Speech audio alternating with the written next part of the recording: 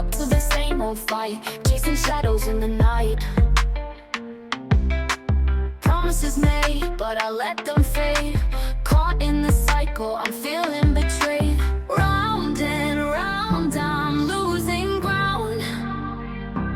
Trying to break free, but I can't see. These negative patterns are haunting me. Nights turn to days, I'm losing my way. Thought I found peace, but it's led me astray. Chasing the high, but it only brings pain. The more I run, the less I gain. Hey everybody, hey, and welcome to another session of Tarka Said Again. And with us today in the office, we have Mr. Porcenal Jokum. Welcome. Good morning. Thank you for having me. Thanks for coming into the office to speak with us today. He is an engineer. Now, you know there are a lot of types of engineers, but he's going to share his story as far as being an engineer. And, as always, we're going to tie it back to addictive patterns. So, I hear you have your own company. Yes, we do. Our company is P1 Tech Solution. We are a managed IT firm. But by trade, I am an engineer. Okay, by trade, an engineer. What type of engineer? Because, there's so many. You say mechanical and aeronautical and just different types. So I have a bachelor in computer engineering. Okay, computer engineer. A bachelor in biomedical engineering. And a bachelor in cybersecurity engineering. So you have multiple, all of those types we talked about, you got them. Yes, I'm a professional learner. I'm in my corner to assist with some things. Because when I tell you sometimes, technology-wise, I'm challenged, right? And the average person to be like, no, you're not. You're doing this, you do that, you know. But for me, I guess my frustration level, I have to put it down and come back to it. And it's like, you have some, they get right into it. It just opens up for them initially on the first try. Me, it's multiple tries. Maybe a second try, but sometimes multiple tries. Yes. I'm also a software engineer as well. So we write programs and stuff, but that's my least favorite. Okay. Don't have the patience to debug thousands lines of codes. Okay. Gotcha. Well, we go all the way back. It's been many, many, many years. Our girls ran track together. Yes, they did. All the way back during the Evo days. Yes. And a lot has changed since then. Yes. Our girls, they're grown now, doing their own thing in their own career interests. And track is a thing in the past. It is. Not only that, relationship-wise, because, we always talk about relationship. We know that's just the basis of anything, with the businesses that we 100%. have. And things have changed. Like, I'm no longer in the relationship that I was in when we first met. You're no longer in the relationship that you was in. Correct. And just sitting back, I say at this moment, right? And thinking back to how it was then. For me, I would say, it was operating the relationship, taking those times on Saturdays with the family and just allowing our girls to be able to have fun doing what they like to do and seeing them grow, with their personal best, because that was the key thing. That was the key. Right, personal best. And we was good with that. And here we are. New life, as to say, no longer in those relationships. Right. Now, for me, I still say life goes on, right? And there's always lessons to be learned in those relationships.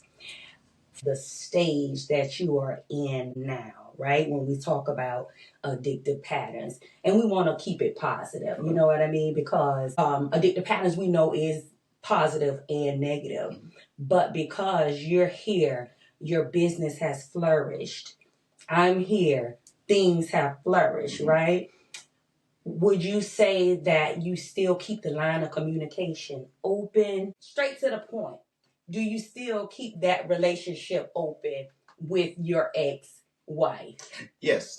We still have a 11-year-old together. So exactly. So yes, we do. Okay. And that's a good thing, to be able to co-parent and communicate with your ex, whether you all are together or not. Correct. And like I said, it's all about relationships. And I commend you for that, because you know some men don't do that. They have children together and they down them, they talk bad about them, and they don't communicate with the adult. So therefore the child, they suffer because of that. It's like everything is shut off. I'm not with you, so I ain't with the child. And that's not what it should be about. So we're going to move on into this engineer field here. So give me some background information. What sparked that interest with you and engineering? Was it when you were a child, or was it something in your adult years? Okay. So, by the accent, I'm Haitian. So Okay. I grew up in Haiti. We had a old black and white old school tube TV back in the day. I had it in my room. It stopped working. So was curious, so I took it apart. Wow. And it was just a burnt fuse at the time, and was able to borrow one from my mom radio and fix it. I'm sure she was happy that you made something else work. Pretty much. And since then, I have gone into the engineering field. The ability to create something out of nothing, or piecing things together to make something better. That always been a strong interest of mine. And then from there, went to high school, was heavily into robotics. Okay. And from there, I just kept the engineering field. I actually got my first degree from DeVry University. Okay. In biomedical engineering, because mom always wanted me to be a doctor, but that's not what you wanted. That's not my field of interest. So Right. I figured that would be the closest I would get into making her happy, right? And listen, you still doctoring, but just Right. on electronics. You fixing electronics. Correct. So then graduated college, got recruited by BlackBerry, was a software engineer for a year, worked on the very first touchscreen BlackBerry. It was good for a year, but I was miserable, just coding 8 hours a day, don't have that human interaction. Well, I thought that I didn't need. Just give me a computer, I'll code, and we're good. So when I was in BlackBerry, got my computer engineering degree, and then still wasn't happy. Switched to IT. Went to Advent Health as a project manager. I think that's around the time when we met. Okay. Yeah. Okay. He was at Advent Health. Correct. So it was good. Well, my daughter, she started to one track. So I missed the first track season because I was always working, right? And they want to be the dad that's always working and not present. Being present is something that's very important to me as a dad. So left my comfy 6-figure salary. Okay. To start a business. Okay. The first 2-3 years was rough, I'm not gonna lie, but God pushed us through, and here we are 12 years later. Wow, you all have been in business, for 12 years. P1 Tech Solutions, for 12 years now. Correct, yeah. That's amazing. How do you approach complex, solving, say, a complex problem from start to finish? So by nature, I'm a problem solver. It get me excited to solve something that have been solved before. And I think that's key that you said that. It is. You have to have a very high patience. Yes. So it's all about first identifying what the problem is. Okay. Right? And then once we know what's the problem is, what are some 3 paths that we can take to solve it? Right? Once you have that, is now which path have the less resistance and will cost less. Now we're in business, so labor time do matter. So it's which path will cost less, and then break down the different steps to solve that problems, and going about solving it pretty much. Okay. So within the 12 years, or even before then, is there a project that you're most proud of? Yes. So Advent Health, the Women Hospital in Advent Health downtown. Okay. That was us. The Lake Mary Wow. ED. That was us. The Kissimmee ED. That was us. Big time. Yeah, so it's starting from scratch and putting everything together and the different pieces and stuff like that. So Okay. definitely, yeah. So how do you handle setbacks when a project doesn't go as planned? Or is that not a thing? Like... that is definitely a thing. Okay. Especially during COVID, where orders were backed up and slow shipping and not meeting deadlines, and you have people asking what's the delay and stuff like that. First and foremost is communicating. Like there's no such thing as over communicating, Right. even as little as you think it might be. Definitely communicate what's going on, and we might not be able to solve it in form A, but form B might be a different path, right? So it's have an open mind and communicate a lot. And I think that's important that you say that, even though, say, a company or someone might be upset that you haven't met the deadline, I think at the end of the result, the key is that you've completed it, right? Yes. But maybe off schedule, but the fact that throughout that process you all communicated with them, I think that's vitally important. Oh, yes. Because again, relationships, right? Yes. So what misconception you would say you think people have when we talk about engineers? Because I'll tell you mine. Like, I feel like y'all supposed to be able to fix everything. So by nature, engineers, IT, we are introverts. We are not a people person. Okay. But over the past, I'd say 5 to 10 years, the field is slowly transitioning to where you have to be a people person. Even when we are hiring, the first thing we do is see if you're the right fit for the team, like, are you approachable? Do you smile? Okay. Because we are now front facing, not back facing, meaning people, the end users, interact with us every day. Versus 15 years ago was just behind the scene and making things happen, and that's no longer the case. So you all are considered introverts, but I would say then you're the opposite when it comes to the electronics and the software. As long as you can communicate with that, right? That's all we need. But we need the feedback from the customers, the end users, right? Okay. How they want it to be designed. Okay. So we have to communicate. A little bit, huh? A little something. Yeah. So we also co-started an AI trading firm as well.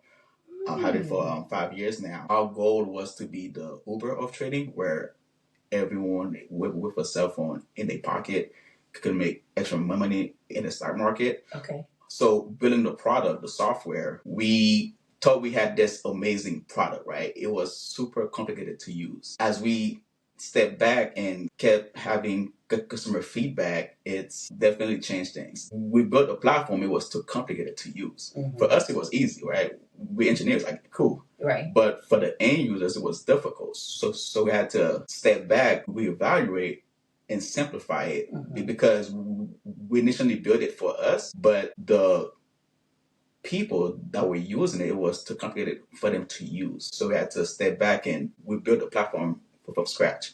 So having that interaction consistently with the end users is important. Got you.